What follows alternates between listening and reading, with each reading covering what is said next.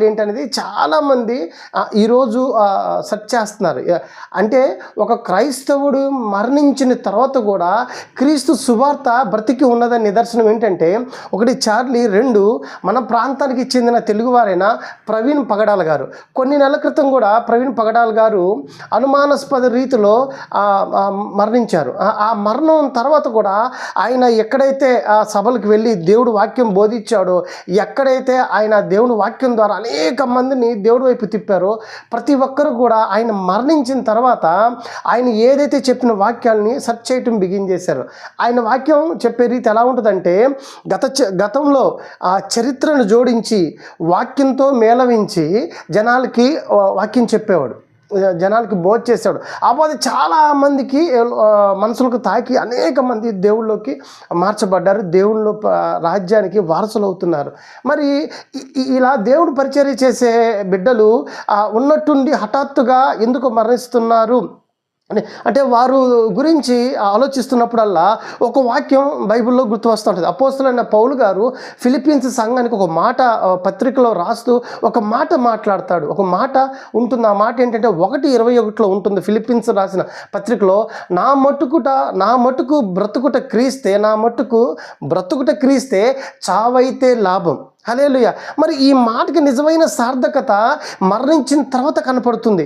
ఎందుకంటే వాళ్ళు బ్రతికినంత కాలము వాళ్ళ బ్రతుకుని గురించి ఆలోచించలేదు, కానీ బ్రతుకుట క్రీస్తే, దేవుని కొరకే బ్రతికారు, దేవుని కొరకే చనిపోయారు, చావు అయితే లాభం. ఇప్పుడు వారి చావు ఎలాగా లాభంగా మనకి కనపడుతూ ఉందంటే, వాళ్ళు చనిపోయిన తర్వాత వారి గురించి తెలుసుకుంటున్నామని మనం అనుకుంటున్నాం, కానీ వారు చెప్పిన బోధ అంటే క్రీస్తు మార్గాన్ని చాలామంది తెలుసుకున్నారు, క్రీస్తు మార్గంలో ఉన్న మాధుర్యాన్ని చాలామంది తెలుసుకున్నారు. అంటే క్రీస్తు మార్గంలో ఉంటే ఇంత తీయగా ఉంటుందా, దేవుని రాజ్యంలో ఇంత అద్భుతంగా ఉంటుందా, దేవుని రాజ్యానికి మనం ఇలాగ వారసులు అవ్వచ్చా అనే ఒక నిజమైన ఆ మార్గాన్ని వాళ్ళు తెలుసుకుంటున్నప్పుడు చాలా సంతోషం కలుగుతుంది.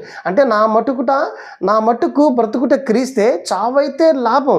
అంటే వాళ్ళు ఆ చావును కూడా లాభంగా చూపిస్తున్నాడు. ఎవరికి లాభంగా చూపిస్తున్నాడు? ప్రభు అయిన యేసుక్రీస్తు వరకు లాభంగా చూపిస్తున్నారు. అనేక మందికి మాదిరికరంగా చూపించి వెళ్తున్నారు. చార్లీ కర్క్ గారు కూడా వాళ్ళు మరణించిన తీరు ఒక బోధ చేస్తున్నప్పుడు, ఒక కాలేజీలో, ఒక యూనివర్సిటీలో క్రీస్తు సువార్త నిమిత్తం బోధిస్తున్నప్పుడు ఉన్న పొలంగా హఠాత్తుగా ఒక బుల్లెట్ గాయానికి ఆయన మరణించినట్టుగా మనకు కనపడుతుంది. నిజంగా చాలా విషాదకరమైన వార్త. మనిషికి మరణం ఉంటుందేమో కానీ సువార్తకి మరణం ఉండదు. నేను ఈ మాట ఇంకోసారి చెప్పాలని చాలా సంతోషపడుతున్నాను, ఆశపడుతున్నాను. మనిషికి మరణం ఉంటుంది కానీ సువార్తకైతే మరణం ఉండదు. ఎందుకంటే వారు ఈరోజు చనిపోయిన తర్వాత అనేక మంది వారి గురించి పరిశోధిస్తున్నారు. అనేక సందర్భాల్లో కానీ యూట్యూబ్లో కానీ గూగుల్లో కానీ చేస్తున్నారు. వారు చేసిన బోధను తెలుసుకున్నారు. అరే వీళ్ళు ఇంత చక్కటి బోధ చేశారా. ఈ చార్లీ గారి విశిష్టత ఏంటంటే, ఇది ప్రత్యేకత ఏంటంటే, అమెరికా దేశంలోనే కాదు, అమెరికా దేశం ప్రెసిడెంట్ అయిన శ్రీ డొనాల్డ్ ట్రంప్ గారు, ఆ ప్రపంచ దేశాలని ప్రభావితం చేయగల డొనాల్డ్ ట్రంప్ గారికి అత్యంత సన్నిహితంగా మెలుగుతున్న ఈ చార్లీ గారిని చంపడం చాలా విషాదకరం, చాలా బాధాకరం. యావత్తు క్రైస్తవ లోకానికే ఈయన ఒక మాదిరిగా బ్రతుకుతున్నాడు. నిజంగా ఆనాడు యేసు ప్రభు వారు శిష్యులు హతసాక్షులైనట్టుగా మనకి అనేక పుస్తకాల్లో, బైబిల్లో, మనకి నిజ గ్రంథంలో మనం చదువుతుంటాం, చూస్తుంటాం. కానీ మన కళ్ళ ముందే ఈనాటి ఈ సమాజంలో, ఈనాటి క్రైస్తవ్యంలో, ఈనాటి క్రైస్తవుల కొరకు, దేవుని కొరకు వారు అతి చిన్న వయసులో 31 సంవత్సరాల చార్లీ గారు చనిపోవటం, హతసాక్షులుగా అవ్వటం చాలా బాధాకరం. నిజంగా ఒక బాధ, ఒక సందర్భం అయితే సంతోషం ఇంకొస్తుంది. ఎందుకంటే వారు పరలోక రాజ్యంలో వాళ్ళకి కన్ఫామ్, ఎందుకంటే హతసాక్షులు దేవుని కొరకు మరించిన వారు పరలోక రాజ్యంలో ఉంటారు. ఎందుకంటే వాళ్ళు దేవుని కొరకే బ్రతికారు, దేవుని కొరకే చనిపోయారు.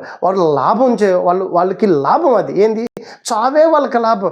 మరి ఈరోజు చాలామంది మనకి వాక్యం ఉంటుంది, మనకి దేవుడు సన్నిధి మనకు ఉంటుంది, కానీ మనం దేవుడు సన్నిధి అనుభవించలేకపోతున్నాం. అతి చిన్న వయసు అండి. నిజంగా అమెరికా దేశం ప్రస్తుత పరిస్థితి ఎలాగ ఉన్నదంటే, నిజంగా అమెరికా దేశంలో ఒక కల్చర్ ఉంది, ఒక గన్ కల్చర్ ఉంది, ఒక గే కల్చర్ ఉంది. మరి ఆ కల్చర్ అన్నిటి ఒక పక్క ఉంటే, మరి చార్లీ గారు ఒక పక్క ఉంటారు. దేవుడి నామాన్ని, ఆ దేవుడు మాటను పట్టుకొని, మరి ఆ చార్లీ గారి అనేక బోధలు విని అనేక మంది మారుతున్నారని ఆ ఆయన్ని అంతమంచడం జరిగింది. మరి వారి కుటుంబానికి కానీ ప్రవీణ్ అన్న పగడాల గారి కుటుంబానికి కానీ మన తరపు నుంచి కానీ అందరూ వారి కుటుంబ ఆదరణ కొరకు మీరు ప్రార్థన చేయండి. ఇంకా వారి వీడియోలు అనేక మందికి షేర్ చేయండి. ముఖ్యంగా అనేక మంది దేవుణ్ణి తెలుసుకునే దాని కొరకు వారు పడ్డ ప్రయాస మనం మర్చిపోకూడదండి.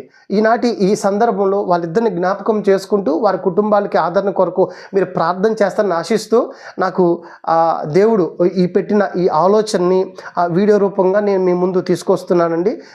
చూసిన ప్రతి ఒక్కరు కూడా లైక్ చేయండి, షేర్ చేయండి, అనేక మందికి సబ్స్క్రైబ్ చేయండి నా ఛానల్ని. ఇంకా అనేక మంది గురించి, సత్య హతసాక్షుల గురించి, దేవుని కొరకు మరణించిన వాళ్ళ గురించి, అనేక మంది భక్తుల గురించి నేను మీతో షేర్ చేసుకోవాలని ఆశపడుతున్నాను. తద్వారా అనేక మంది నిజ దేవుని తెలుసుకునే దాని కొరకు నా వంతుగా ప్రయత్నం చేస్తూ దేవుని వైపు అనేక మంది తిప్పేదానికి నా వంతుకు ఒక చిన్న ప్రయత్నం నేను చేస్తున్నానని మీకు తెలియపరుస్తున్నానండి.